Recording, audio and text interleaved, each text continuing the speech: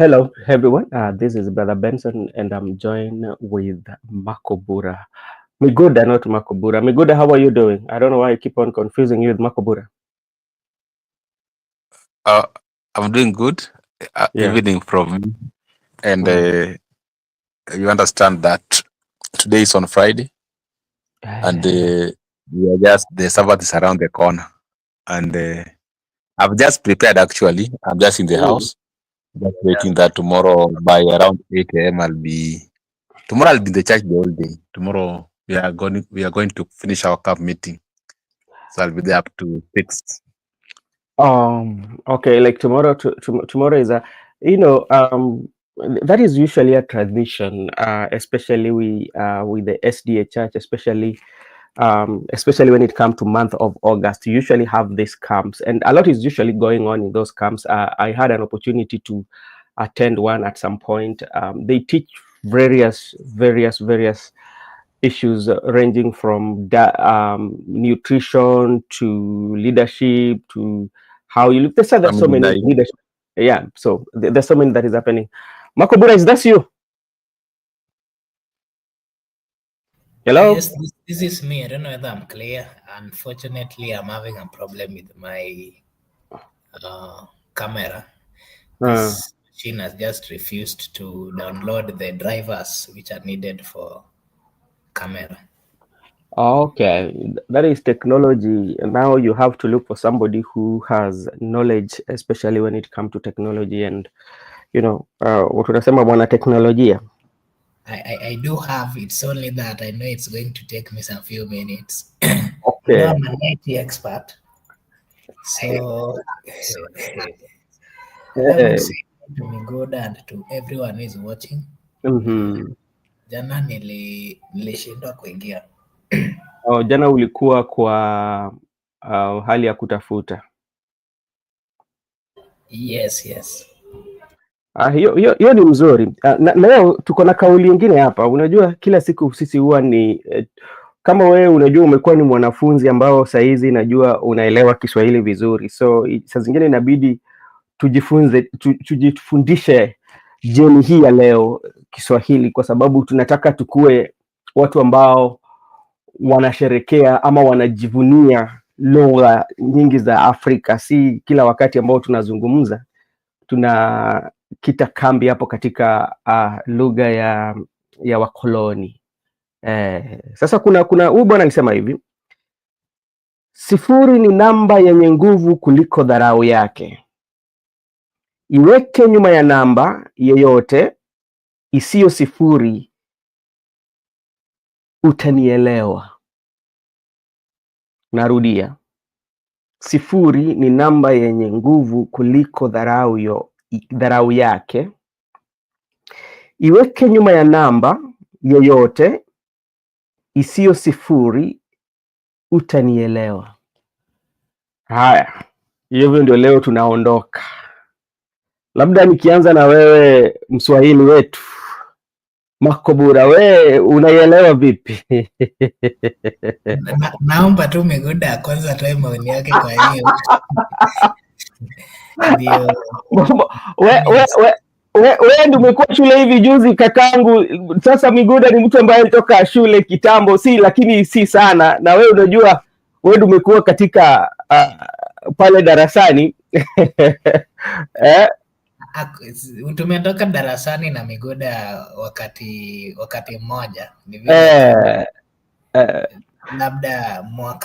Labda KCSE mwaka moja ama moja hivi, lakini acha ndugu yetu Barak, labda Kiswahili yangu bado ni chache, naomba mwingine tu aseme ndio ni pick from there kindly. Okay, sawa, acha nichukue nafasi hii kukaribisha ndugu yetu Barak. Barak, habari gani? Niko salama ndugu yangu Ben na mwenzangu Mark na Miguda, mko vipi? Kwema, lakini si tuko vizuri. Pia mimi niko salama, nashukuru. Okay, asante sana. Sasa kuna jambo hapa ya Swahili ambayo tunataka kutoka nayo jioni hii ya leo. Inasema kwamba sifuri ni namba yenye nguvu kuliko dharau yake. Iweke nyuma ya namba yeyote isiwe sifuri, utanielewa. Ndio tulikuwa tunauliza ndugu yetu Mako Bura, na ni kama amesema kwamba anataka kwanza kusikia maoni yenyu, akasema ndugu yetu Miguda aanze, ndio sasa labda anaweza akitafsiri taka kukuelewa vizuri. Mimi naweza sema kwa ile in a layman's language hiyo inamaanisha watu wanadharau sufuri sana, kwa sababu saa ile unapewa marks pale darasani, mama umeshamaliza mtihani wako, ukipata sufuri tayari unaonekana kama wewe ni mtu ambaye umefail. Lakini ikikuja sasa kwa mahesabu anamaanisha ukikuwa na for example ukiwa na 10 ukiongeza sufuri tu moja peke yake, sasa hauna 10 tena, uko na 100. Ukiongeza sufuri nyingine, sasa hauna 100 tena, uko na 1000. Sasa inamaanisha sufuri inaongeza thamani nyuma ya namba ambayo umeiweka. Hivyo ndio mimi naielewa hiyo msemo. Asante sana. Miguda, wewe kauli yako gani?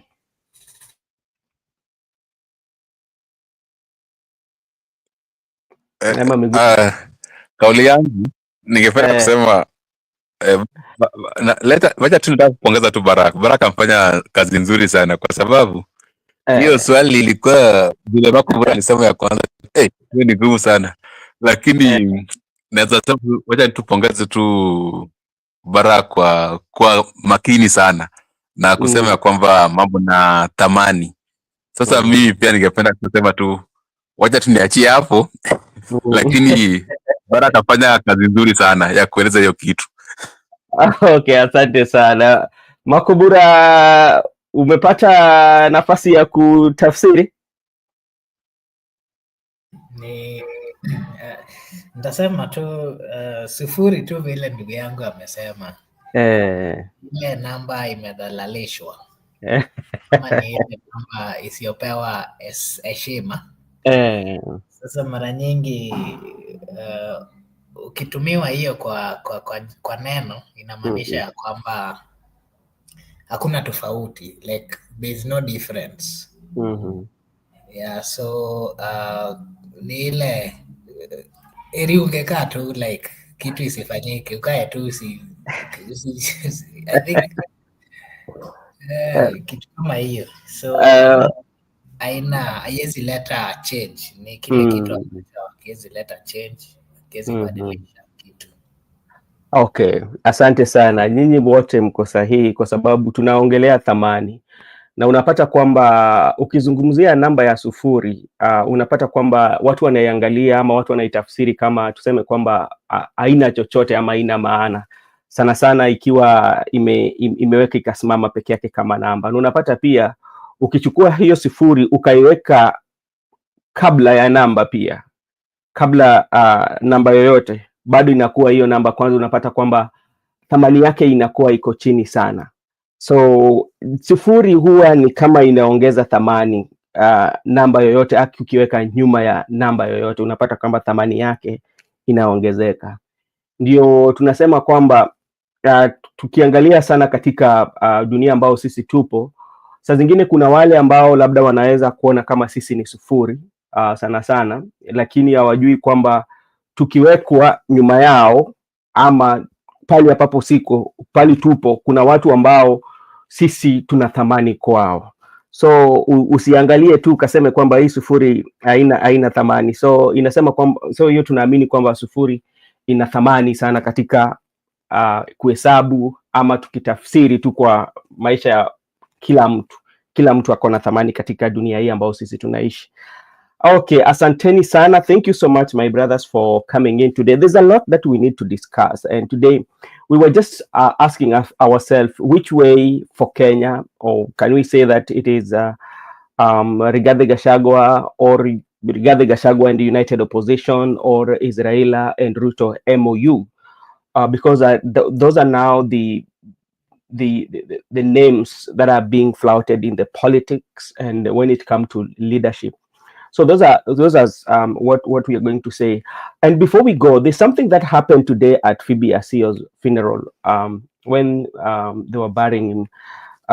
You saw Raila went very hard on Rigathi Gachagua based on his political narrative that he has been saying. Talk about 2 terms, talk about cousins, he has mentioned that. not forgetting about the resurface of James Orengo. And when people saw James Orengo, people were very happy. You would see the reception and how people were shouting and welcoming him. And even when he was given the podium, and when he was arriving, Gladys Wanga, the Homa Bay governor, was speaking, but she had to at least cut short her speech and at least welcome James Orengo. Barack, let's just go on Orengo, because Orengo, people have been talking about his absence in the public, but when he came out, especially during the burial, you saw the reception, and even when he was given an opportunity to speak, what does it speak about Orengo, especially when you look at the politics of Luo Nyanza?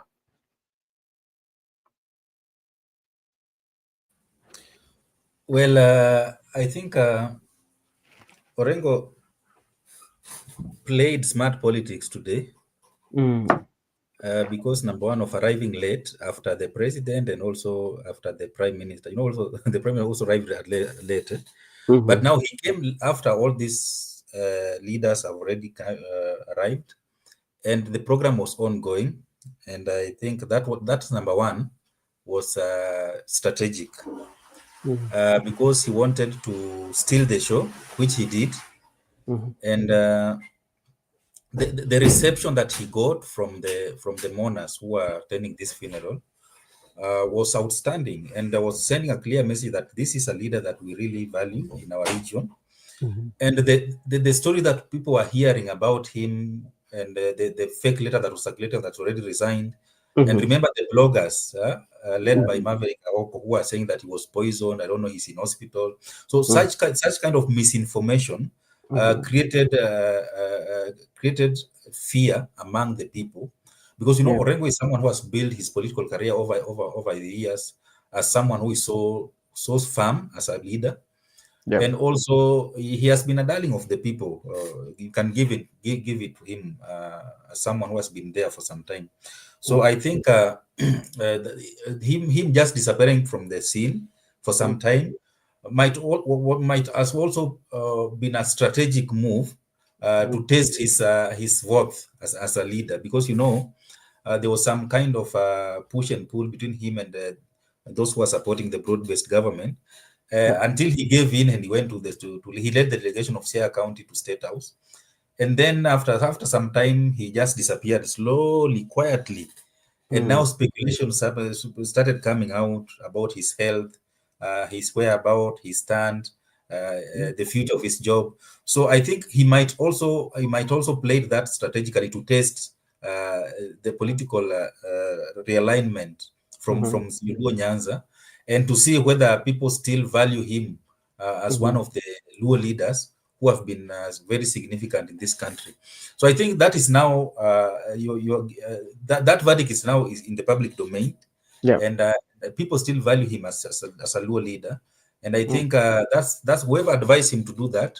That was a political genius. Okay, now, do you think now, especially the broad-based government, actually should not underrate James Orengo? And even if you look at his performance in Siaya, while people are talking about the Siaya is not performing well and the reception that he got, in terms of politics, is somebody that should not be underrated, especially when it comes to the politics of Luo Nyanza. I don't know whether I'm right. Yeah, I think he played his politics so in a smart way to prove his worth.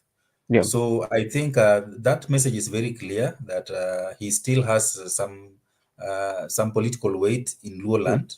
And in terms, and unfortunately, politics and performance in terms of development are not intertwined. Because you might find that someone is so loved, but when it comes to development or performance, they perform very minimum. So, and you ask yourself, why is it that this person is loved so much? So, I think in Kenya, in our context, our politics, the love that you or the rating that you get from people, your approval rate in terms of politics might not really be proportional to your capability to offer transformational leadership in terms of development and improving people's life.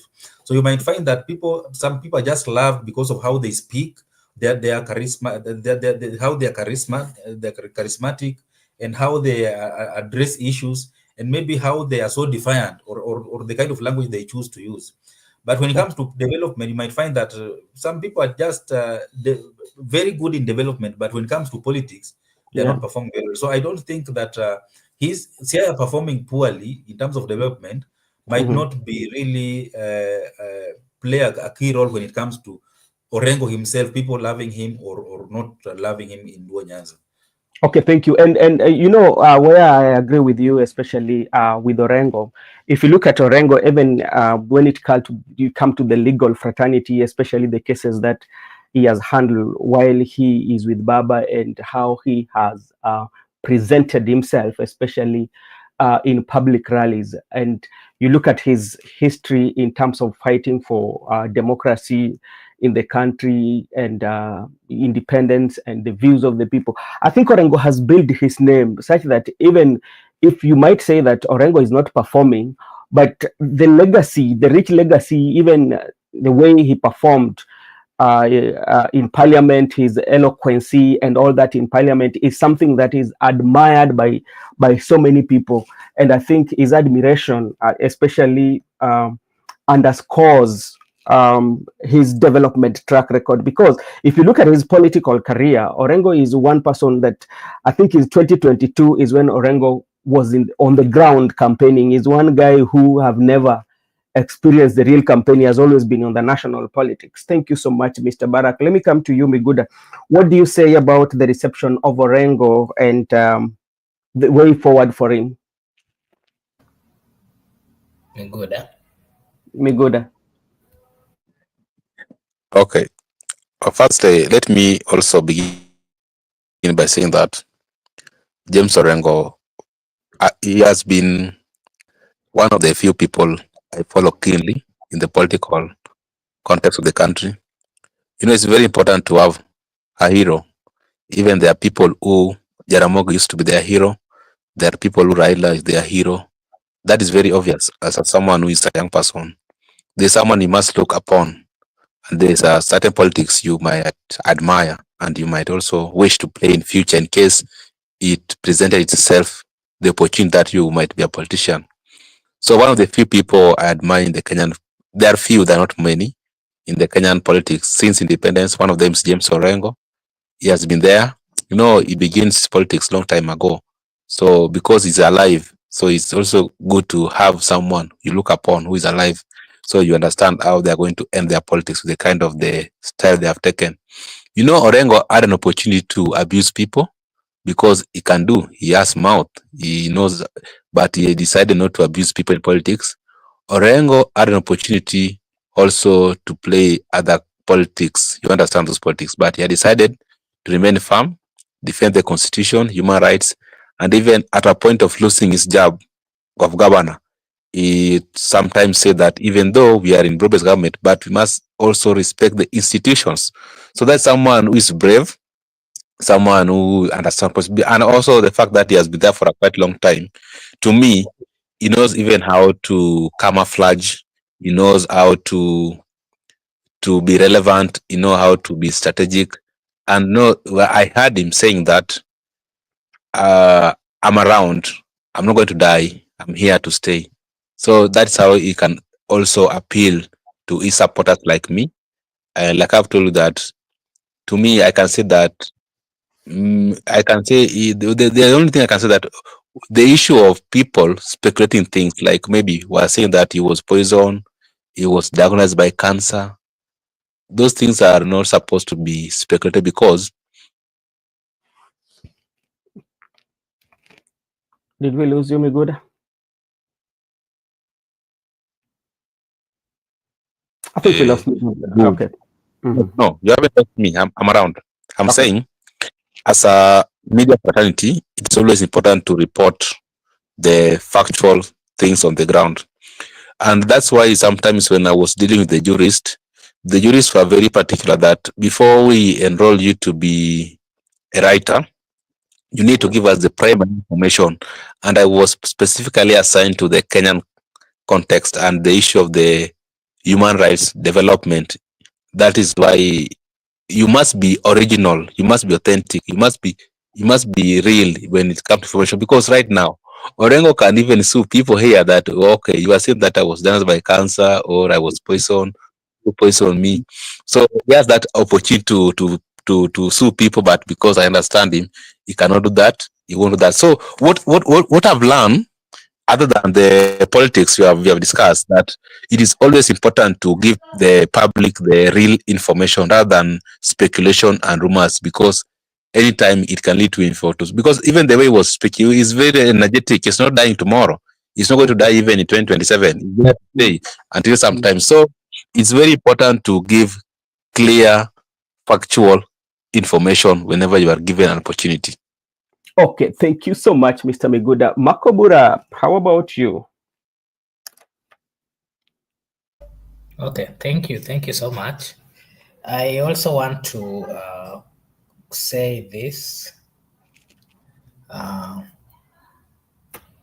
James Orengo, the current governor of Siaya County, the reason why I don't know whether I joined politics, or the reason why I started liking politics or associating myself with politics. The reason why I thought of,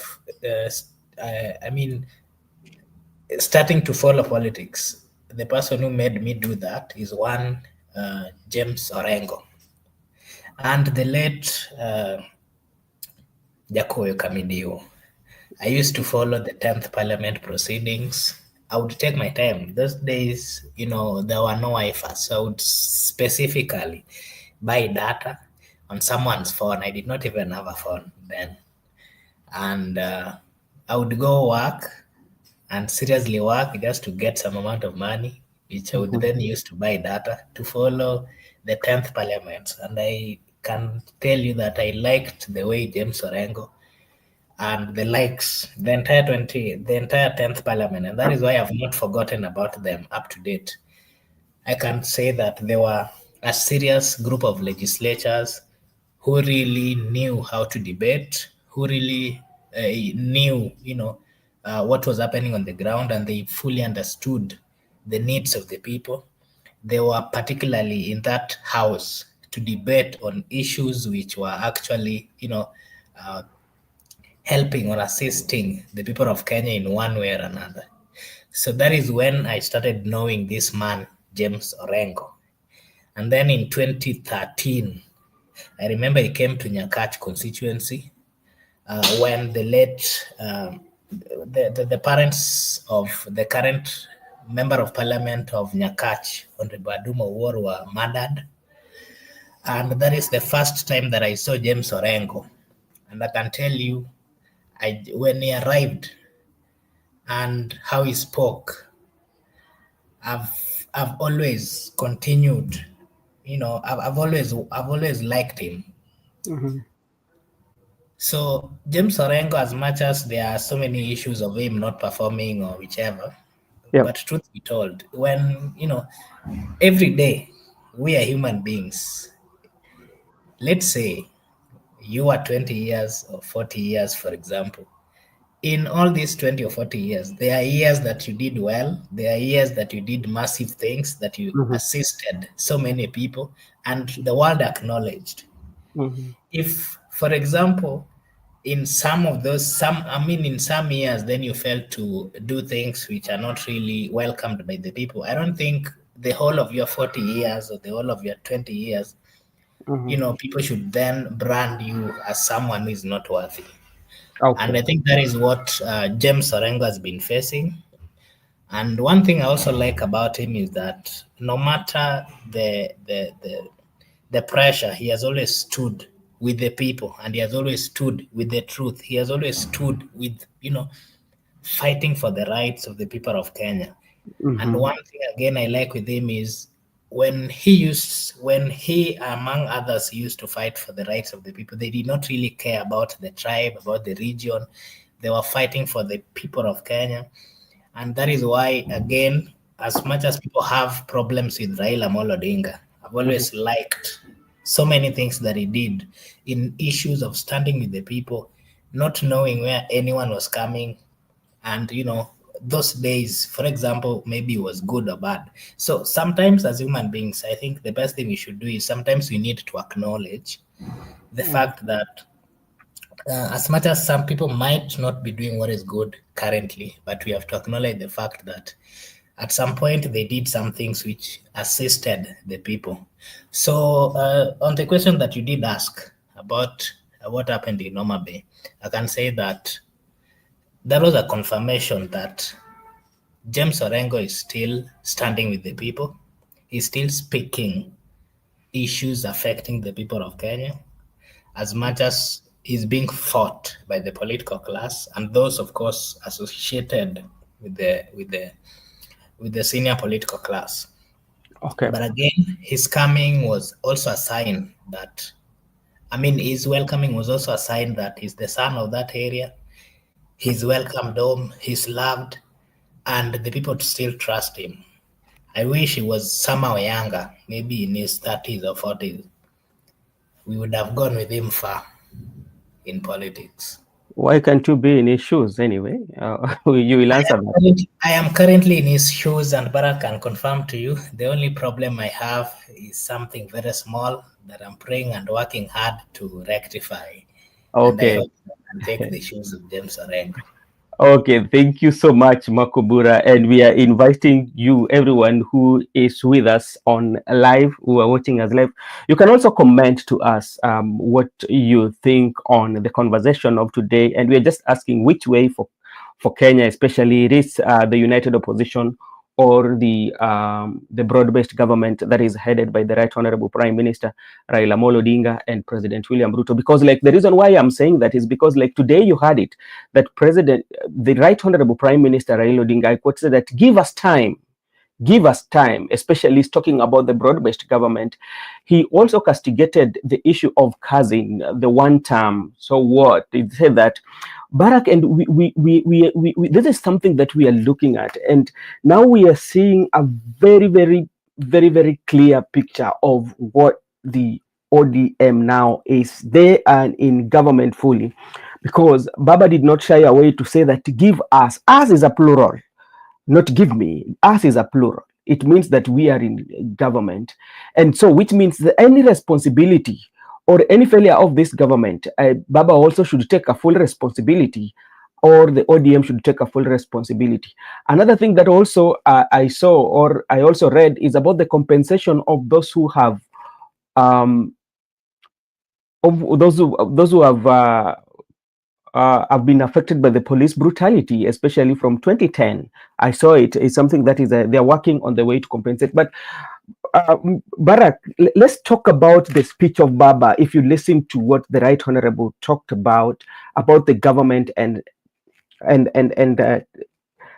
saying that you should be given time, and even going on the political attack, especially the narrative that has been created by Rigathi Gachagua, the one term, and also talking about cousins, what does it say about the Right Honorable Prime Minister right now? Well, I did not listen to the whole speech. I just listened to a few words. Mm-hmm. And from what I heard, him saying that give us, Raila has been working with Ruto since they signed that MOU. And he just confirmed it today when he said that give us until 2027. Then Kenyans will judge us for what, and we'll face Kenya and tell them why we did ABCD and why we did ABCD. So that was a clear confirmation that him as a leader of ODM, they are working together, and some of the policies that are being implemented by this government, they are taking ownership of that. So it means that taking responsibility of the government's decision, come 2027, he will not run away from that, and he will be reminded of the speeches that he's made. For example, like the speech of today, confirming that they are in government and they are working together with the Ruto to ensure that they implement. And he said that they are going they are going to have a parliamentary group between UDA and ODM, and they are going to come up with strategies of implementing the things that they have agreed on. So that is also another thing that is very key. Once these two parties, the parliamentary groups come together, we'll start seeing people who are not aligning to those that ideology. Because if you are a member of ODM is meeting the UDA, and you're also a member of UDA. So it means that those people who will be attending, the member of parliament who will be attending this PG, joint PG, are those who are aligning themselves with the broad-based ideology. And we'll now start seeing a lot of opposition from those who are members of either ODM or UDA and are not aligned to the broad-based government. Apart from those who are already joined DCP and also those who are declared they're independent and so on and so forth. So we want to see, I don't know if you can remember how Jubilee and ODM worked towards at the tail end of Uhuru's regime. I think that is what we are going to see. We're going to see maybe some legislation in parliament that are going to be pushed through, that are going to serve the interest of the two parties. And let me just be specific, the interest of the two leaders. Because they are going to whip these members of parliament to pass legislation according to their wishes. And we are going to see more of that because some things they will need some legislation to implement. And even this task force that have been formed and given the leadership to Professor Makau Mutua of ensuring that people who have been victims of police brutality, maybe doing protest and so on and so forth, get compensation. So sometimes they are going to need maybe some legal backing, and that you must ensure that maybe there's some legislation, or maybe if there's a budget, that budget must be passed by parliament.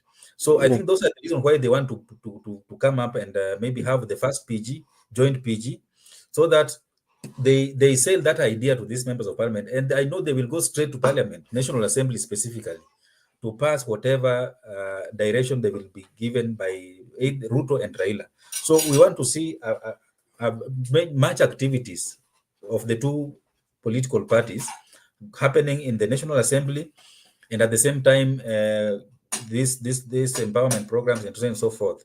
So I think the Raila has already come out clearly and confirmed that they're in government. So let us see, and if this compensation program is going to take place, are we going to have maybe court ordering, or is just going to be gentleman's agreement, or is just going to be parliament driven? Because those are the questions that are there. Because you cannot just take money from the exchequer and give families without any legal backing. What law are you going to use to implement? There's no court ordering anything. There's no law directing the parliament to do that. So where is this money going to come from? So they need to ensure that they control the legislature and specifically the National Assembly, so that whatever they want, the way they did with BBI when we was in partnership with in handshake with Uhuru Kenyatta, is what is going to happen right now, that now they are working together with Ruto. Thank you so much. And I know the much focus will be on the Nadco report. And before I invite in Biguda even to say a word, this is, I can quote the Right Honorable Prime Minister. This is what Prime Minister said in one of his speeches, that I want to invite somebody to tell me their own solution, how this would have been peace in this country. And that's the reason we are here today. I do not regret we were in a very serious situation, and there was a great possibility of Kenya degenerating into a failed state like Somalia and Sudan. That is what among the speeches that the Prime Minister said today. Miguda, what is your take? I want to have my take, but also I want to introduce something here before I dive into my take. Each and every time that whenever we are in a crisis, some leaders usually tell us that we don't want to go to Sudan way, we don't want to go Central African Republic way, we don't want to go to the Libyan way or the Congo way. But who has told them that when we decided to do such thing, we are different people. We might end up not going to those ways. So those things must be taken into consideration. It's not much that whenever we decided to take the power as the people, we might end up in those countries. We might have a different, because we are different. That one, I don't know. It's matter of politics, so I don't understand it. Now, I have my view that the issue of the Nadco report, or whatever the Prime Minister have said, or Ruto, to me, I'm giving it a different look, because I might work with them, because if there could be anything else, we could be working on that thing. Yeah. But as things stand right now, that is what they have proposed, and that's what they are doing. And I said yesterday that the Nadco or the conclave, it has come from somewhere. If other people also can have something else, which is not Nadco or conclave, we can have two different views, because we will only discuss what is there as a people. We can't discuss what is not there. That's what I was saying. To me, I don't care Nadco or whatever, but if it can be something that can come from the people, the question is, what is it? What is that thing now? So if we can't propose anything, we remain to oppose what is there. To me, that's why the opposition team are aligned to oppose the Nadco and conclave. And if they can have something that, okay, we as the opposition, we have something which is not conclave, why can't you hear our proposals? So I think that is where I have a different angle, because we will only work with what is there, not that people have been forced or coerced. Like I've said, I can oppose the Nadco, and if I'm given opportunity, I have my view which I can hear. But we should also have other things alternatively other than what have been proposed, because if you don't have any alternative, it will be always Raila way. That Raila brought the handshake, Raila brought the coalition, Raila brought the conclave. But what about you? What can you bring? What is it that is an alternative? So the question here is, what is an alternative to Nadco and conclave? Okay. Oh, all right. Thank you so much, Miguda. And you know, this is a conversation that we need to have, because like that's the reason why I was asking, which way are we supposed to? Are we supposed to go for especially what the united opposition, that is inclusion of including Rigathi Gachagua and the other members of the opposition, or it is the way what the President William Ruto and the Right Honorable Prime Minister is telling us? So which one is which? Because like I was listening to their speeches, including Atwoli, whereby Atwoli says that the only people who has the password for politics of this nation on the leadership is with the President William Ruto, President Mudavadi, and the Right Honorable Prime Minister Raila Odinga. And he was warning, especially the young people like Sifuna, Babu Owino, that they should learn from the holders of password, you know. And also, if you listen very well to Atwoli, also he was talking about Rigathi Gachagua, who is abroad, and there are some of the issues that Rigathi Gachagua is bringing, and they feel that you are betraying your country, because like some of the things that you are saying, those are some of that you should not say when you're not in the country, you know. And it is, and like right now, it's going to be politics as usual, whereby those who are for tribal and those who are not tribal. So we have two camps. Makubura, what is your take when you look? Let me say one thing. Let me say one thing from Makubura camp. Allow me to say one thing. On top of what I've said, when people were demonstrating, people were shot, people were killed, people were injured. People were demanding that the buck stop with the president. And the particular issue was compensation. Right now, the president has admitted that he's gonna compensate the people. Now, we the people, that is what we were praising, that we want compensation. If they're going to compensate, we should not oppose this compensation now. We should have alternative, that if it's not compensation, then what else do we want?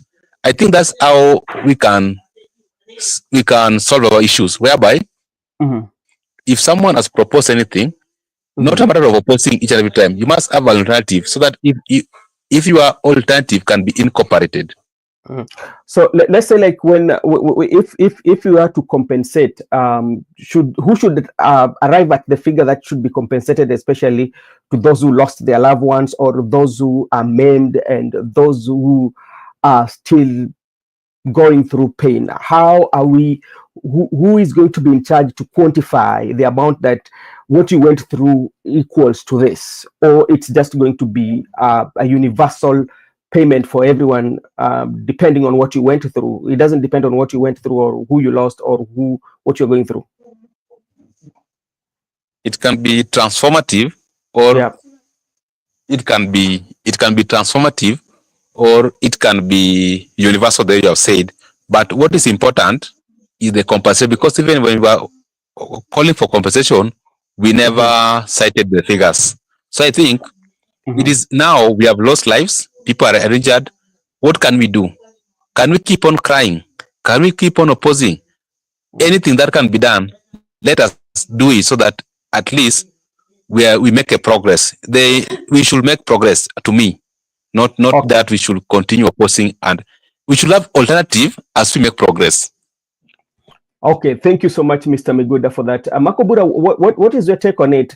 And I want you to bring in a picture of the which way, what is the best way for Kenya where we are right now, because all the political protagonists are speaking their mind. You know, we have the wing of the Right Honorable Prime Minister and President William Ruto, and we have the wing of Rigathi Gachagua and the United Opposition. All of them are speaking their mind. So which way, and what are the people of Kenya saying? Because like these are the leaders who are having their views. What about the views of the people? Okay, thank you. I think the people of Kenya did their role as per what the Constitution of the Republic of Kenya says. We woke up as a people and we voted in a group of leaders. And, you know, we elected, of course, the president downwards to members of county assembly. And the Constitution clearly indicates their role, the role that they are supposed to play in ensuring that the people of Kenya has and lives in an environment that is good, safe, and in many ways can assist them. So what we are currently seeing is that, just like I did mention that we have a constitution, the only painful thing that the people of Kenya are feeling is that the leadership are not doing their role as per what the constitution says. And because they have neglected their role, that is why we've been seeing people going to street just as a way of trying to show them that we are not happy. You are not following the constitution. We are not living in an environment that is safe. We are not living in an environment that, you know, that we can be happy about. And so since the political class have forgotten about their role, and so the citizens are also on the street now reminding them of their role, what we are having now is, instead of the political class coming together to solve the issues, because they've been given the mandate by the constitution, by the people, they have what it takes to ensure that the problems that the people of Kenya are bringing forth, they sort. But we are seeing them having different opinions. They do not want to sit down and sort the issues of the people of Kenya. Actually, what is happening is that the sides that they are taking it to their own advantage. The side of the president is trying to tell them that we are moving on well, but the opposition are also coming out to criticize and say that they're not moving well. But the worst thing is that even the opposition is not giving a clearer way of doing or working out things. So that is why we are still having a problem as a people, because both those who are in government and those who want to get into government, they're not coming up or trying to even show a will of, you know, trying to come up with solutions. And it is a dangerous thing for the people of Kenya, because now the only solution is to get rid of the current political class. And I know it is not an easy thing, because if, for example, why do you say it is not an easy thing? It is not easy in this sense. Why? We have a government in place, starting from the president, who has gone for one term, and is seeking for the second term.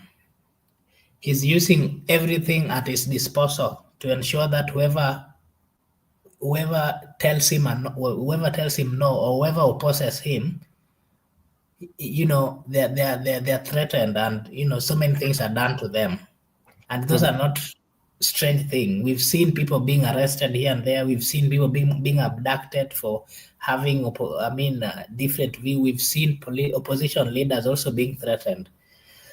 That is a clear sign that the president is not willing to leave. But if we look at the opposition side as well, they are not giving solutions. But what we are seeing is consistent accusation. And the reason why we're also raising eyebrows as a people is that the so-called opposition, 2 months, 3 months, 1 year ago, they were in government, and they were part and parcel of this government. And so it raises big questions if they come out and now they want to start accusing people who are there. But if, for example, they're given an opportunity to go back, they're going to wanaenda kunyamaza. So those are what raises eyebrows. But as a people, the people of Kenya has to be keen. They has to know that the current political class, both in the opposition and both in government and those who left the opposition, their views are not really views of representing the people of Kenya, but they are simply fighting for their own personal interest.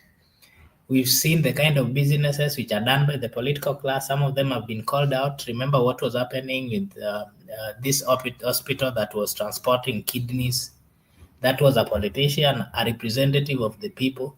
See the kind of scandals we are seeing in the Republic of Kenya. So what we are seeing is that the political class are looking for power so that they can use this power to do dangerous things which are not beneficial to the people of Kenya. In short, the people of Kenya then needs to stand up and get to understand the kind of political class that they are dealing with and make the right choice when it comes to electing or approving the person who is then going to take them forward. Okay, thank you so much. But Makobura has mentioned something that is quite much interesting to discuss about the political class. We're talking about the political class and the people. And when you talk about the political class usually do not get leadership. The people are the people who vote for them. And each and every time we usually talk about like the people of Kenya should stand up and vote for good leadership. And if you look at the leadership that the Kenyan voter usually vote for, it is the same path that they've followed for the last, ever since we got independence. Because to be sincere, history serves as well that what we are seeing today about the broad-based government is not much different with what we saw during the BBI. The only difference is the name and the people in it. The other BBI was headed by Uhuru Muigai Kenyatta and the Right Honorable Prime Minister Raila Odinga. And if you look at the journey that it started like this, but it ended up being a political, whereby the president who was exiting decided to throw his support to the opposition leader. Then today also we are seeing that the way it has started, like something that comes and bring people together, because it was an idea of like the BBI. We felt as a country that there was no shared distribution of resources. The resources were not distributed equally. There was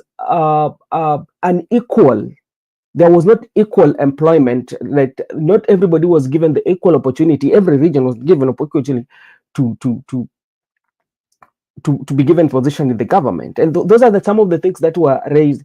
We talked about the boundaries as a constituency, 1 man, 1 vote, 1 shilling, and that's thing that we were talking about. And it was also about the leadership, because remember the BBI also was proposing about the leadership of official opposition. And now we have the Nadco, Barak.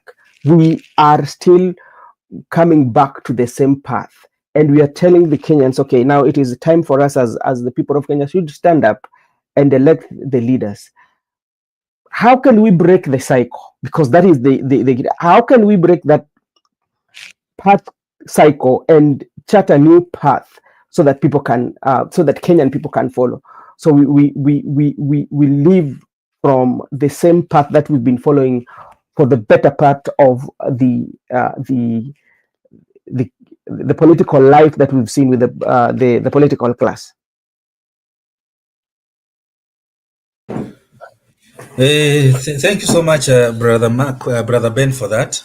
And I think I have a contrary opinion to your question, because let me say a contrary opinion to majority of the people, because many people will say, let us elect a good leader, let us do this. But let me assure you, democracy does not give us good leaders.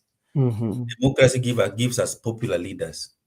If you can manage to lie to the people and maybe use vulgar language if that is what they want to hear, and promise them things that you are sure you cannot deliver, for them to vote for you, that is what that's what politicians will do. And then we will complain for the 5 years and say, now we want to elect a good leader. A good leader is subjective, because maybe a good leader to me is not a good leader to you. Yes, true, sir. It's not a good leader to Mark. So I will vote for leader A, saying that this is a good leader. Ben will vote for leader B, saying that's a good leader. Mark will vote for leader C, saying that's a good leader. So because a good leader according to who? According to me, my values, my principles, what I believe in, which are different from what you believe in, different from your values. And then we'll end up having a popular leader who has managed to garner the most votes in our context, 50 plus 1%. Yeah. Because if we question what makes a leader a good leader, we have chapter 6 of the 2010 Constitution. Yeah. Do we really subject our leaders into chapter 6 before we take them to election? We don't. Yeah. And now look at the leaders who are being praised as good leaders. One of them right now is Ibrahim Traore of Burkina Faso. Everybody is saying he's a good leader in Africa. In fact, he's so popular outside Burkina Faso that he even in Ghana. But now, how did he come to power? Yeah, are we comfortable discussing such things? Because we cannot get a good leader through elections. Now, Burkina Faso got a good leader, but without elections. Yeah, because elections, democracy. If you look at the classical scholars, most of them did not agree with democracy, because they say that democracy allows demagogues to rise to power. Yeah, because the moment you are able to charge the masses, number one, they are irrational, the masses are emotive, the masses are illiterate basically, and they end up electing you to lead them based on their emotions, based on their irrational capacity. Therefore, I highly doubt, I can guarantee you that democracy will never give Kenya a good leader. We will always be going to elections, ending up with a demagogue as a leader, and we complain for 5 years, we go to elections, we end up with another demagogue, and as a country we'll just be going round in circles. So the process that we use to elect leaders, that is the problem that we have as a country. Number one, we are a highly polarized society. Number two, we are highly tribal society, that we go back to our tribal cocoon during election. And even if a group comes to you and lies to you that we are tribeless, I can assure you during election, they will go back to their tribal cocoon and they will elect leader according to their tribal emotions and everything. Therefore, we cannot have a solution using the same system we've been using for years, ending up with demagogues as leaders. Just look at the previous regime. We hated Uhuru so much when he was the president, and remember the clarion call was Maliza Wende. Yeah. And actually, Ruto, it was Uhuru and the Right Honorable Prime Minister Bondo and all that. They all wanted them to go. Tutaika iko wheelbarrow mbio mpaka Bondo tukuangushe huko, tuachie our hustler, God-chosen president to lead us. Yeah. Now, the God-chosen president akapata, and within no time, ni hata one time sasa ni mingi. You are supposed to go as soon as yesterday. Yeah. The same people who gave him that mandate to lead. Yeah. So, and let me tell you, even those who are regrouping, one of them will get in whatever, either 2027 or 2032, and the clarion call will remain the same, because the system that we have is not a system that is choreographed to give us good leaders. It's a system that has been skewed so that we end up with a leader who will serve the interest of the elites. You know, Ruto was a hustler before he became the president, and he was against and you could see the tension between him and the dynasties. And once Ruto became the president, he joins the dynasty club. Yeah. And right now, Ruto is much more comfortable with the dynasties than the first hustlers. So he crossed the bridge to the other side. Now the hustlers are on this side, the dynasty on the other side, and he has already joined horses. And you can see the body language when he's with Raila Odinga, when he's with Uhuru Kenyatta, when he's with those dynasty class. They now speak the same language. Yeah. Now another hustler is struggling to come, and once he come, he will join the dynasty, and the cycle will continue. Therefore, as Kenyans, I think it is very unimaginable or even impossible to imagine that we can have leaders without the democratic way. But that is the only way for us to have a leader who might serve the interests of the people. If you look at Singapore, people praise Singapore so much, but they are not looking at the leader who managed to take Singapore from third world countries to first world country. And was he a Democrat? How did he become the president? And how did he lead? He was not. Look at even South Korea. Yeah. And South Korea has grown to a level where they can even impeach the president and jail him. A sitting president, not a former president, a sitting president. They impeached him, they arrested him, and now he's in. So that is how countries grow when you have the right people in office. Yeah. But in our situation, I think maybe a revolution will come, a real revolution that will ensure that we dismantle these systems that give us demagogues as leaders. And now maybe after that, that is when now we'll have good leaders who can lead this country in a transformative way. Okay, thank you. And you know, and this is my observation, especially when I'm looking at the political waters and the political terrain of Kenya, that everything is falling in a playbook that has always been played. There's nothing new that has been especially brought into the play, especially with the politician, because I feel like there's that art of politics that both of them play, that they play their art differently.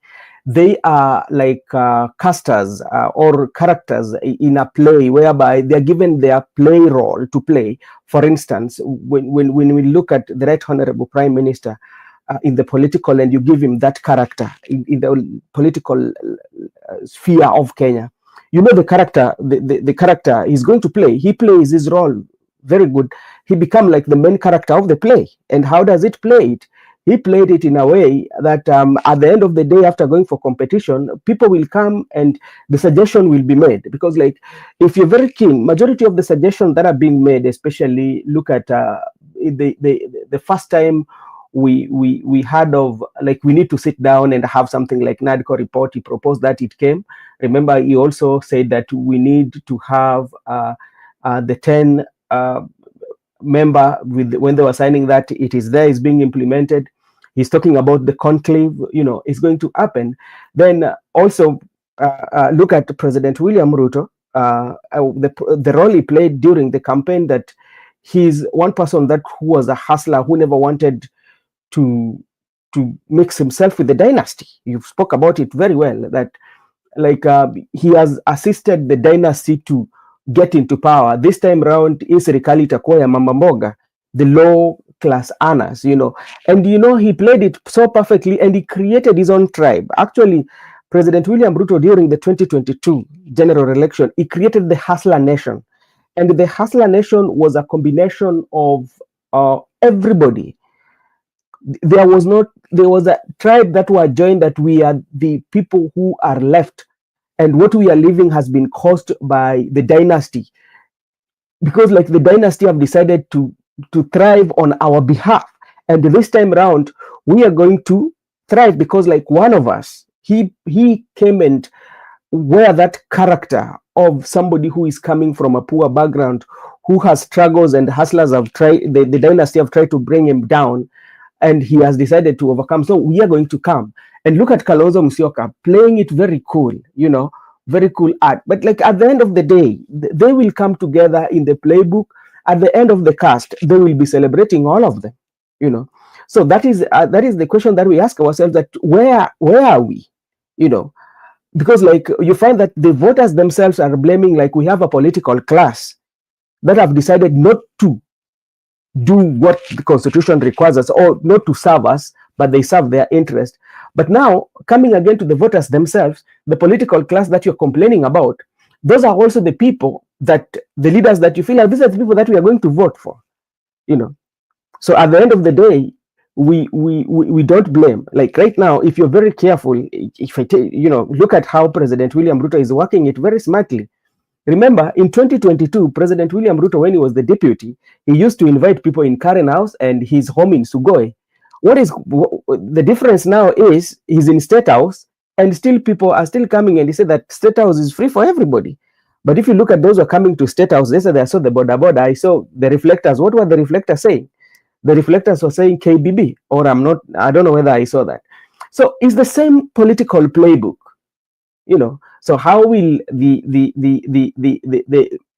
voters themselves decide on what to do? Maybe Makobura, because like you say that the leaders are not doing it, but like these are the leaders that we keep on electing. You cannot blame them, by the way.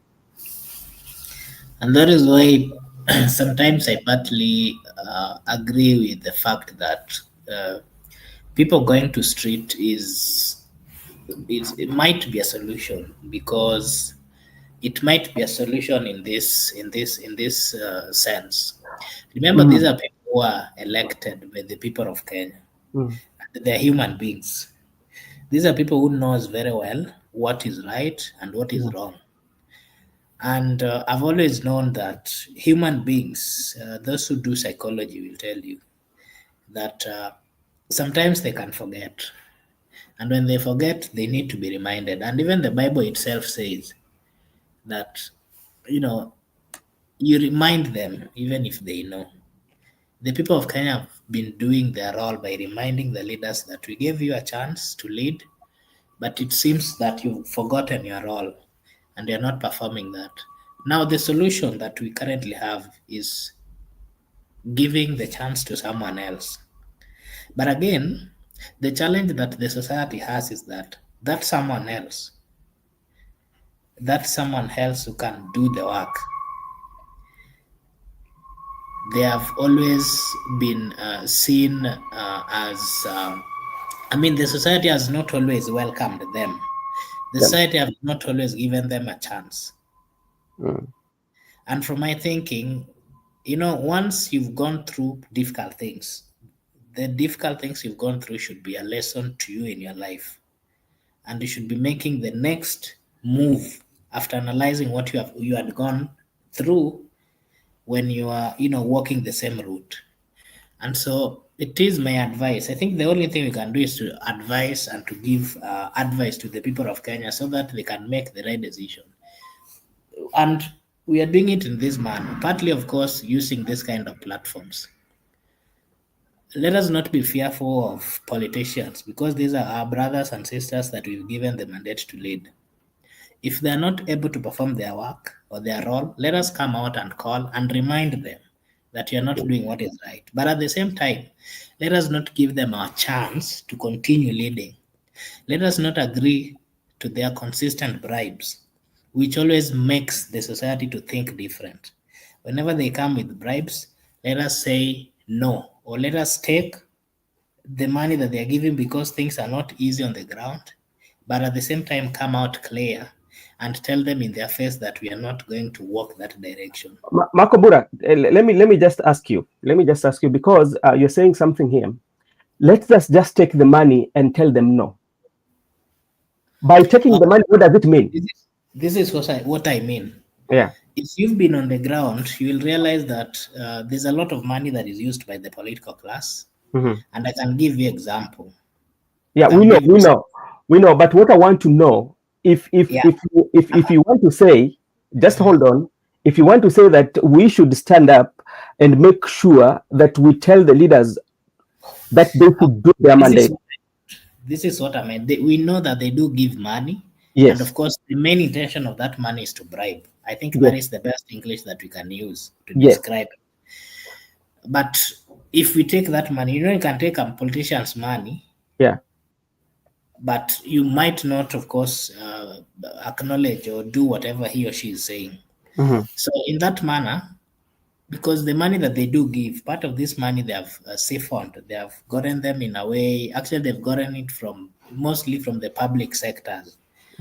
And this money, if you give me 1,000, you're a politician, I'll take the money, not because I'm going to support you, but I'll take the money because the ground is not easy for me and I need to continue living for that particular day. But at the same time, after taking the money, I'll tell you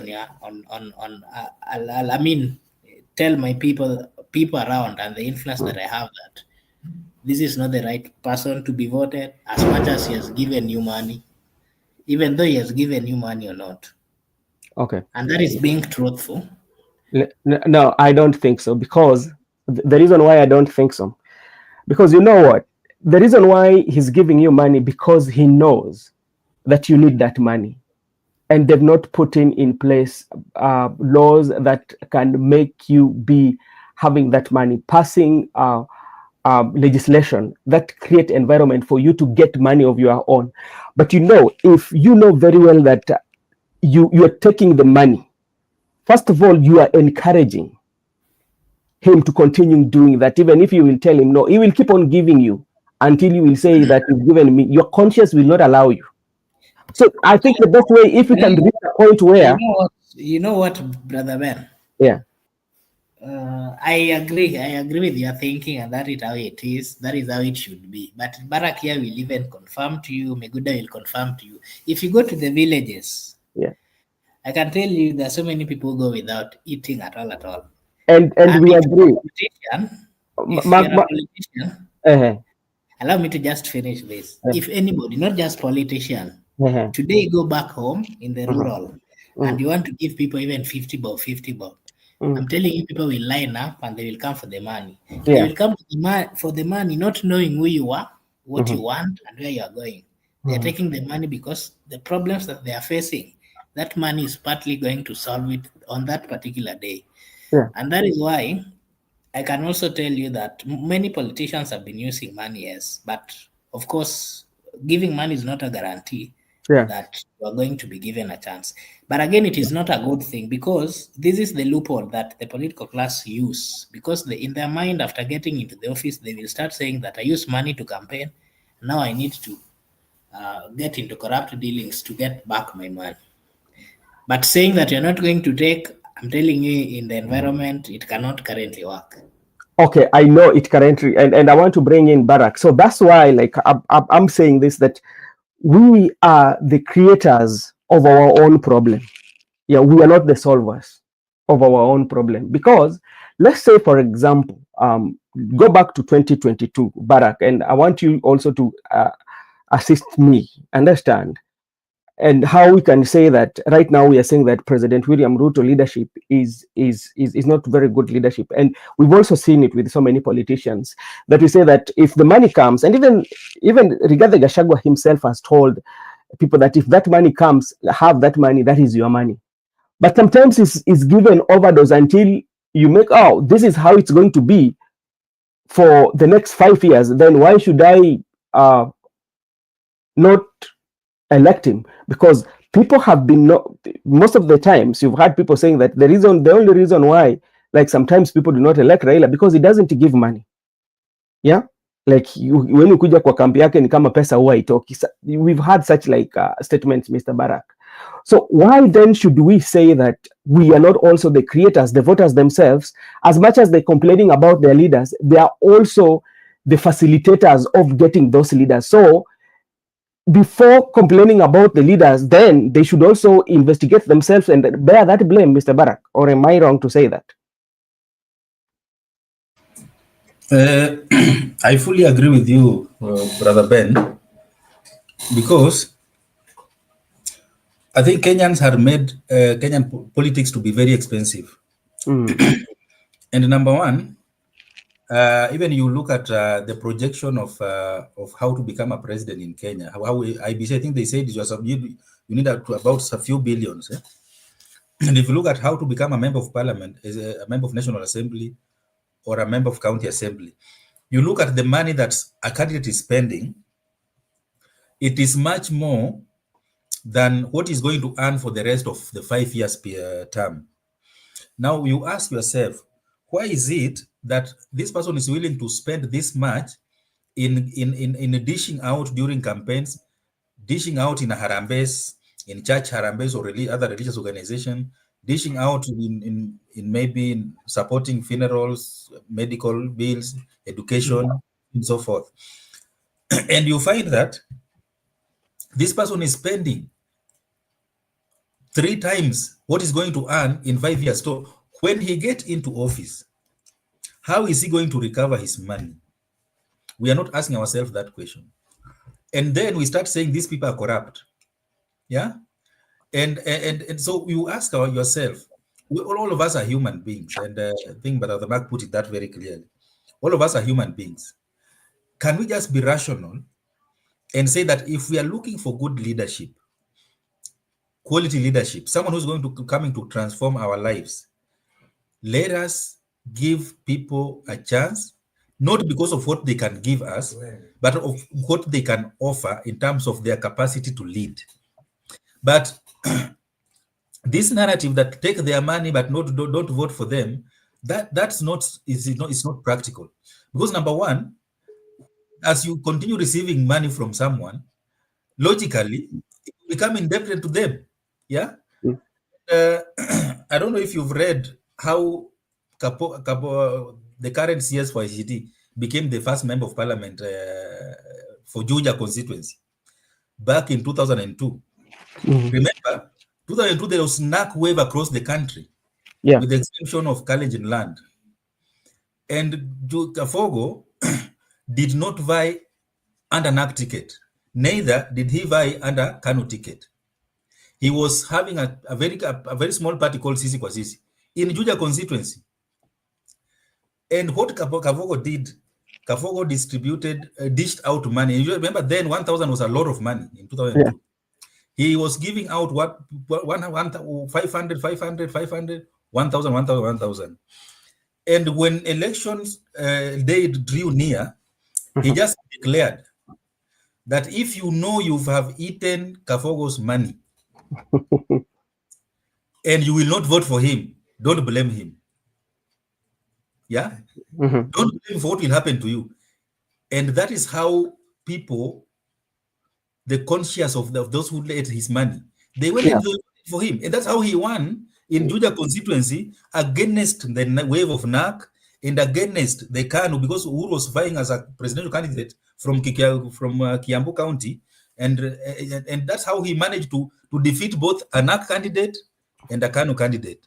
Yeah. So, as you continue eating politicians' money, I can assure you, your conscience will always tell you that they are better off than those who are not giving money. And that is how Ruto managed to win the hearts of so many people. Because you could hear some people saying, afadhali huyu mwizi mwenye anatuletea kidogo tunakula huku chini. Kuliko ule mwenye hata atoangi, yeah? And they give reference to the prime minister. That prime minister, yeye ndiye anatakanga apewe. Yeye apeanani yake. Ruto. Remember the narrative in Kirinyaga constituency, Kirinyaga county. They were saying, mwizi wetu ameiba atatuletea huku tukule na nini? Tukule na yeye. Yeah? And they said, our thief, our choice. So it shows you that the political culture of Kenya, we are very much comfortable with people who are giving us handouts. Handouts, yes. And that's what you're seeing with the so-called empowerment programs. We are used to give us something small and we'll tell others, si ametuletea kidogo tumekula. Yeah? Kama angeniletea, hata mwingine hakuna kitu ningepata. So you find it's something that is very, very difficult to deal with because it is entrenched into our political culture, and to an extent that we believe that if you are not giving us money, then you are not a good leader. And Barack, you know, the reason also I tend to agree with you. Look at the majority of our conversation, even with our leaders. It's so much centered in the monetary value. Everything that we say, it is tied to the value of the money. And a typical example, look at what yesterday President said, that he will go to Parliament and make sure that law of, I don't know about what, that the President going to Parliament to do that, and to make sure that how you are going to pay the deposit, the deposit is going to be low. So we always, our politician has always made it a monetary value, that every time we talk about the monetary value, it sways our thinking and our ways. Look at even young men, especially with a politician. You know, yeah, a politician is ready to give young men money, just go and drink, you know, but he cannot, for instance, create very good employment for them or find a way. Look at, you know, I'm one person who has always been asking about the nurturing of talent, especially when we have these ball games usually go around in our counties or in our villages, whereby a member of parliament will become his tournament in his name, whereby people are going to play soccer, you will get uniforms, somebody will get money, 100,000. But you know, look at that and do this. This is something that I've looked at for quite some time now. Look at the village, the best performing players, those who are doing well, best scorers, and those who have talent, they play those tournaments for 10 years. After 10 years, the next thing you know, look at the majority of them, they end up being sometimes the rejects of the society, because this talent is not nurtured. This talent was killed, because when they're coming to play these games, they don't come even with scouts. Say that, okay, I have to bring somebody from AFC Leopard, I have to bring somebody from Gor Mahia, I have to bring somebody from Shabana, I have to, from all the Premier League. So why can't you organize for that? Because like they can come and scout and give them trials, but that is something that they don't do. They basically, what they say is that let's give that money, and after giving that money, it becomes the following year. So you find that that talent is not really nurtured. Few are them that actually benefit from those tournaments that are being played at the village level, especially that are sponsored by the majority of leaders. That is an observation that I've made, and I've seen very quite good players in our village who are very much talented, who have never gone far with the talent. And another thing that also Barack talks about, the money, because remember, can't you just imagine somebody just coming from nowhere and just giving you this money? Yeah, hakuna kenye umemfanyia, lakini is giving you all this money and all this thing. Do you think it can go for free? You have to pay back, and what is your payback? The only time you pay back is you vote for me. I'm giving you this, but you have to vote for me. Then after that, I'm going to find a way of accumulating, because like, look at, Barack talked about what they're spending in the campaigns, especially for presidential. Look at even the governors, the members of parliament, and all that. These people spend a lot of money, especially in campaign, you know. So I think as much as we might say that our leaders, the leaders that we elect, are kind of like not disgrace, if you might call them so, but also us, we have to investigate ourselves, the people who are voting, because this is a disease. Somebody, Barack, remember something you sent me when we were sharing? There must be a symptom and a disease. So who is the symptoms and who is the disease? Yeah, absolutely. Yeah, there must be, because we cannot blame. It's not a one way that we, the voters, we are on the right. Yeah, because we have to interrogate, do the background check of leaders that we are electing. Yeah, you know, you cannot plant maize and at the end of the day unataka kuvuna mbegu. Hiyo itawezekana kweli, wanadisi wenangu? Now let's come and talk about what Atwoli was saying, because this is something that is very important in that meeting. Atwoli was saying this, that the password of politics in this country has its owners. And he was warning, especially the young leaders who are having contrary opinion. Yeah, he mentioned, to be very specific, he mentioned about the Western Kenya. You know, that includes people like Hamisi, Edwin Sifuna, those who tend not to align their thoughts to the broad-based government. And if you look at somebody like Atwoli has been on all these governments. And I can remember very well, if I'm not wrong, how he used to castigate President William Ruto. Who is the president right now? And whose hands are we safe? Those are the questions that Atwoli asked. And today he's telling you these are the people who have got password. Maybe Miguda, if you relate that statement of Honorable Atwoli, and you look at the leadership of the country, when will the young people rise to the occasion so that they can be leaders?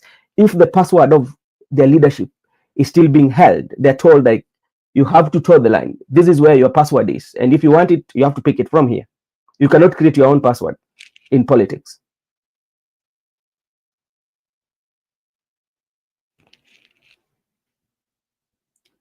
Did we lose me good?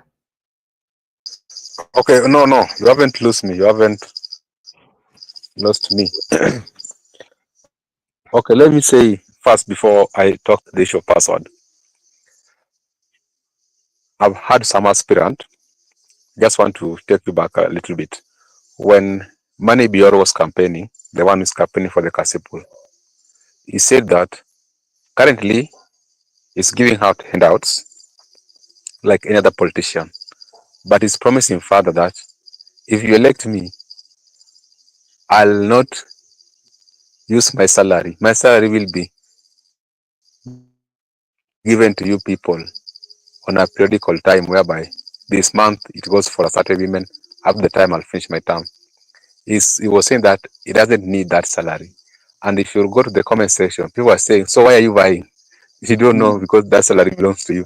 So you understand that there are people who are spending more. So you think someone can just spend much money not to get salary? Such things we are about to. So those are the kind of politicians we have in this country. And then the issue of password, I think Atuli was speaking on the perspective of presidential candidates, whereby if you end up with two people, the president and the runners-up, obviously they were popular because, like Ruto, won with almost 200 votes against Raila. So all of them are popular. And if they come together, so where is the alternative? So he doesn't see anybody, because you need to take time to build that political base. The way these two duo has taken time to build the same political base, that is something that must be taken into consideration.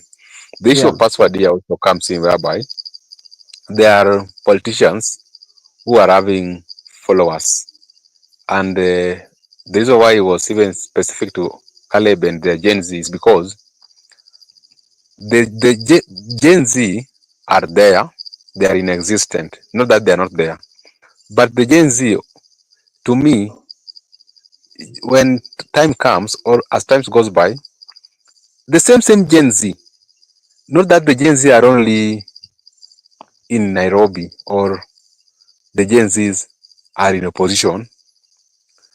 Of course, a good number of them are opposed to the government. But the same young people in a different region, you find them, they are followers of Rigiji, they are followers of Raila Odinga, they are followers, even they are Gen Zs for William Ruto. So the Gen Z are spreading across the country, but also they are split to each and every body. And even in our MPs, MCAs, governors, they are Gen Zs for Wanga, and Wanga supporting William Ruto. So the Gen Zs for Wanga will go for Ruto because of the handouts, what we have discussed. So when I'm really speaking, I really have that general view of things, that when times comes, because even the Gen Z are the people protecting Raila's vehicle, are the posts protecting Raila's rallies. Even today's rally was being protected by today's funeral. The Gen Z are the people who are protecting those politicians. And you can see that after they have protected politicians and followed Raila, or they have eaten Ruto's money, now they are going back to square one, to position. So I think that's why the password is said to be with the two people, based on the general view of things as things stand right now. And also it can be also political, because what do you expect him to do? If you are my opponent, I can say anything provided that I'm serving my interest. Because even those people are saying one term, even them they can say two term, or they can say with two people having password to demean their opponents. So I think the reality part of it is that Gen Zs are spread across the country. and Gen Zs are aligned to each and different political people or political parties. So the Gen Zs are not in a corner with their political party, with their leader. Gen Zs are in each and every home there is a Gen Z. Villages, towns, cities, they are Gen Z. So the Gen Zs also might decide, like Makobura might decide to follow Babu Oweno as a Gen Z. I can decide to follow Sakaja as a Gen Z, but we are all Gen Z. So Gen Zs are split when it comes to the political interest. That's why I told you was giving a general view that even the so-called Gen Zs are with Ruto and Raila and other politicians. I think that's how it is.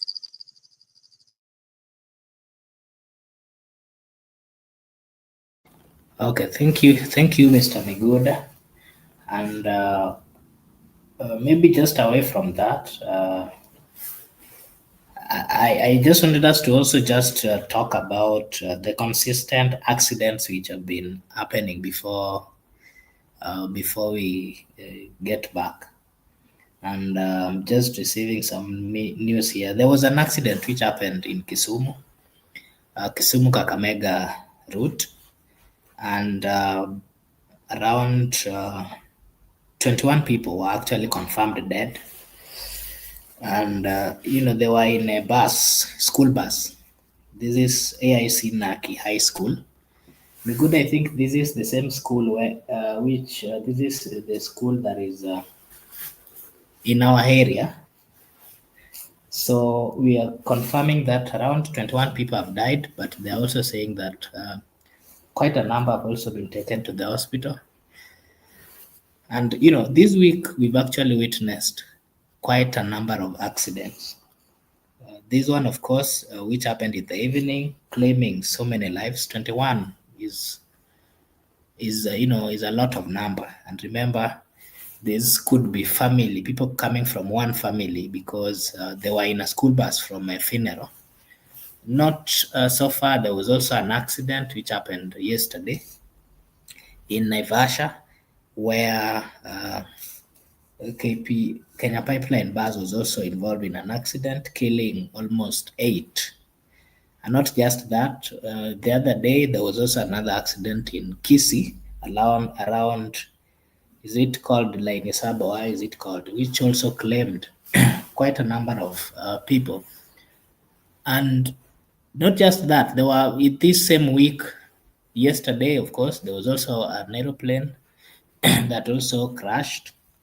And so, but mostly I wanted us to partly focus on the roads. And Mr. Barak, I wanted to ask you,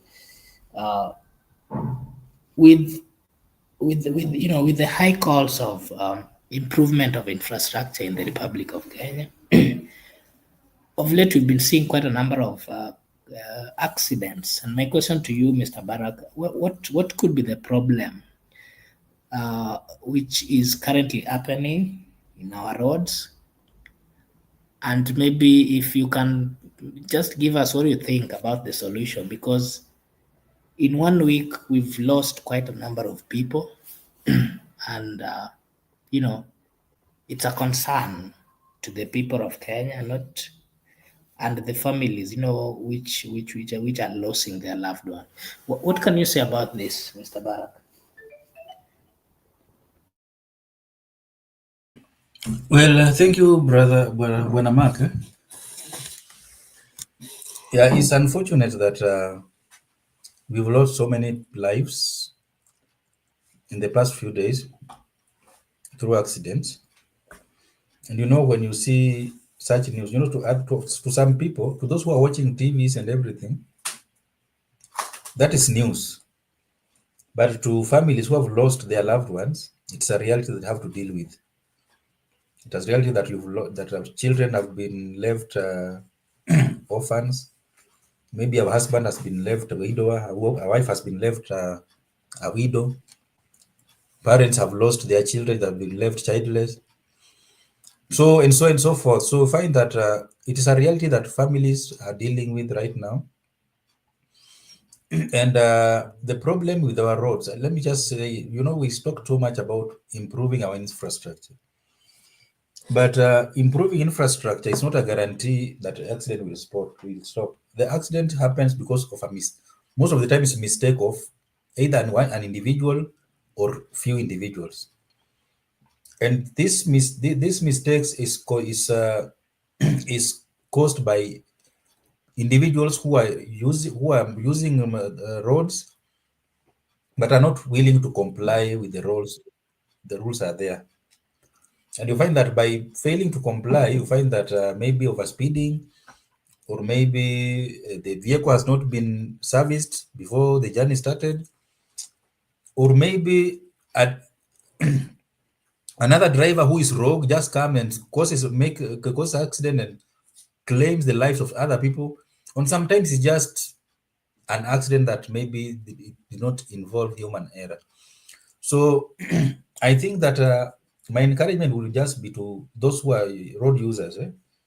Let us ensure that we comply by the regulations, because you might find that maybe if you remember during when Thika Superhighway was still new, many people lost their lives not because of the Thika Superhighway was bad, but because they were enjoying the new road that was there, and now they were overspeeding and causing accident. People others were just crossing the road anyhow. And I think there's a day that even President Kibaki talked about it and said that we are tired, we don't want to continue burying people. Yeah, can we just observe traffic rules? Because the problem with Kenya as a country, as a society, is the culture of impunity, where people just break laws and they know that they will not be taken anywhere, they will get away with them. So that is the problem. Can we ensure that we follow, or we obey, or we comply with the traffic rules that are in place, because they are meant to help to save lives. They are meant to ensure that our roads are safe, because we cannot continue losing families members, losing friends, losing people on our roads because of our ignorance, failing to comply. Yeah. And the aircraft that was carrying, I think, 2 doctors and 2 nurses, that AMREF aircraft, does not have history of air accidents. So we are yet to hear what really happened. But sometimes, aircraft crashes once in a while as opposed to road accident. That's why air transport remains to be the safest globally, because of the number they record is very low compared to roads. So our big problem is on our roads. Now, if you listen even to that accident of Kenya pipeline bus, I think they were saying that the brake failed when and trains do not stop for vehicles to pass. It is the vehicles to stop for the train to pass. So it's not the other way around. So if you dare cross a railway line and the train is coming, they will just crash you. That is normal, because comparing a train and a bus or a vehicle, the vehicle should give way to the train and not the train to giving way to the train. So you find that people lost lives there because of maybe the driver was not keen enough to confirm whether because when you are crossing a railway line, you are always advised as a driver to confirm if the train is coming and how far or how near the train is before you start crossing. And that crossing railway line, there's also an accident. I don't know if you remember, the Umoina at Mutindwa, that claimed so many lives when people were going to work in the morning, because the driver was not keen enough to wait for the train to pass before. So this culture of non-compliance with the traffic rules, I think, is contributing to us losing so many lives. So we just need to change. Those who are driving, those who are carrying people's passengers, yeah, you are carrying different families together. You are carrying people who are responsible, people who are being dependent by their families. So if we can really take care, those who are using roads, let us take care so that we at least we minimize these cases of accident in our country. It's not really a good thing. Back to you, Mark. Okay, thank you, Mr. Barak. And this reminds me, I know of I know of the school bus. Personally, I've used it not once but several. This is actually in my village, and I can confirm to you that within that village we have around 3 schools. You can walk from one to one. There's one called the Gu High School, and last year but one, the school bus also killed more than half of. It was around 15 out of 30 people died. And again, from the same, if you walk again from that distance, it's a walking distance, you get to Body High School. The school bus there also got an accident and killed quite a number.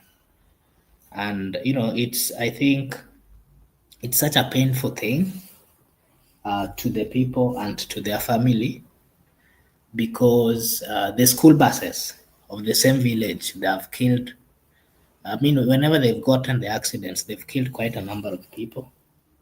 And of course, we are sending our condolences as a channel to the families of those people who have lost their lives.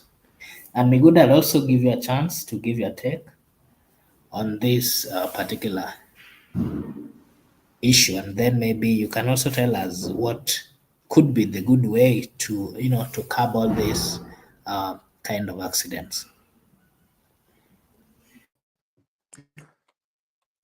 I first want to convey my condolence to the family of the victims, and also to affirm that I know the school, I know the boo, and recently, I think just like 2 days ago, I had a contact with the 2 candidates from that school. I was with 2 of them, and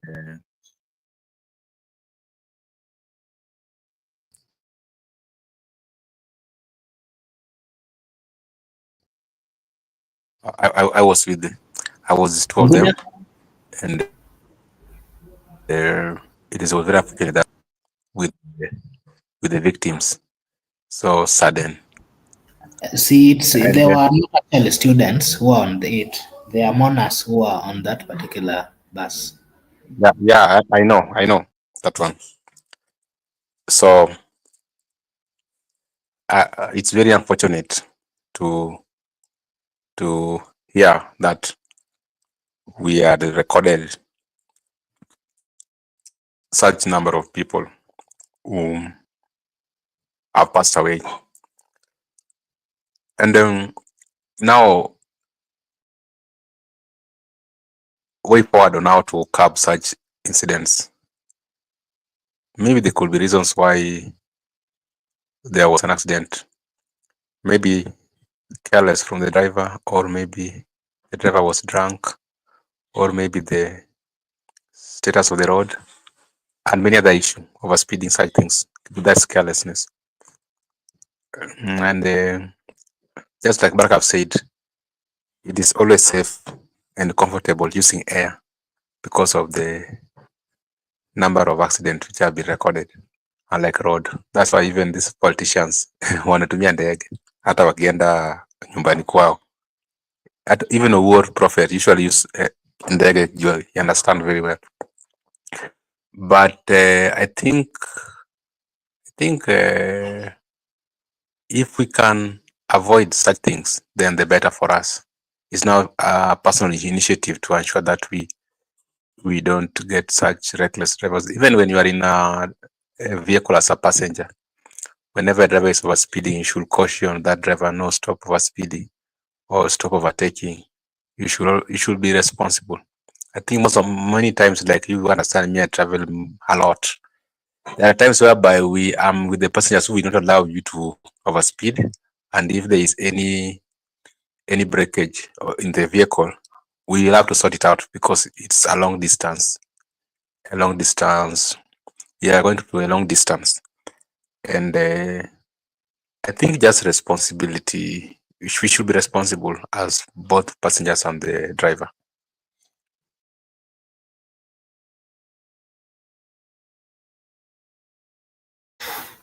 Okay, thank you.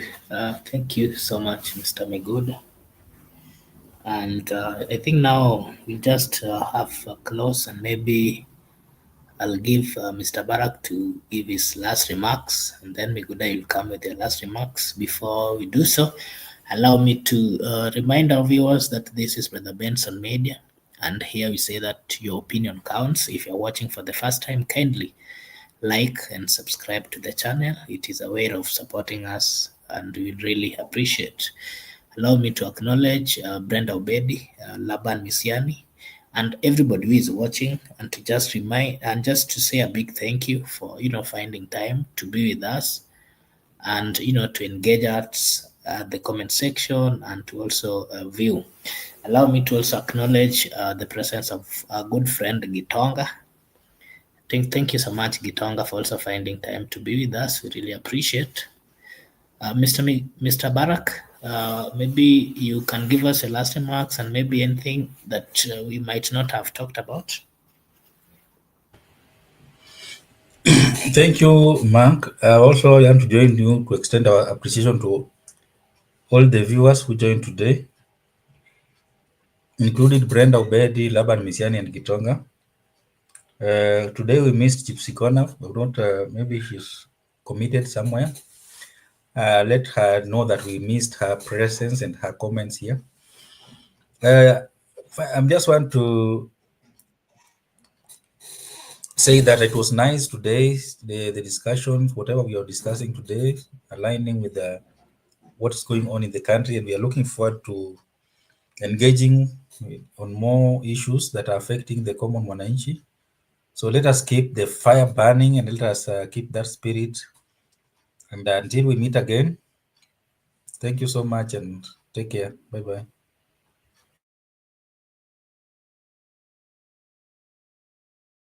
Thank you so much, Mr. Barak, and we really appreciate you taking your own time to join as well and to give us your take. We really, really appreciate. Mr. Meguda. Okay. I'm leaving somewhere, so we'll see you next tomorrow. Bye bye, everybody. Appreciate. Okay, thank you so much. Allow me to also take this opportunity to wish you all a blessed night, a blessed morning, a blessed afternoon, a blessed evening from wherever you're watching us from. We really appreciate. And if you've not subscribed or liked, kindly do so before you leave. We do have this kind of conversations on a daily basis. So if you've subscribed, you will always be notified. Allow me to wish you all a blessed night, a blessed morning, a blessed afternoon, a blessed evening from wherever you're watching us from. Thank you so much, and may God bless you.